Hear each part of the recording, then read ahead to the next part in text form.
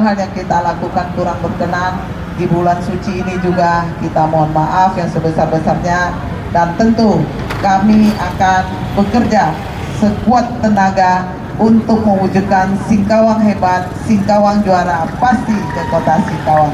Sebelum tutup mungkin Pak Wakil ada pantun ya. Bukan kacang sekarang kacang, makan kacang dengan buah latung.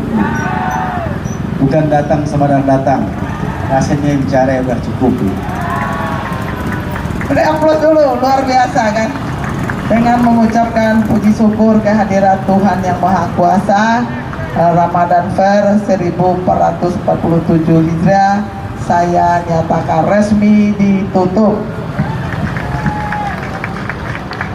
Sudah ya. Warahmatullahi wabarakatuh. Selamat malam, salam sejahtera untuk kita semua.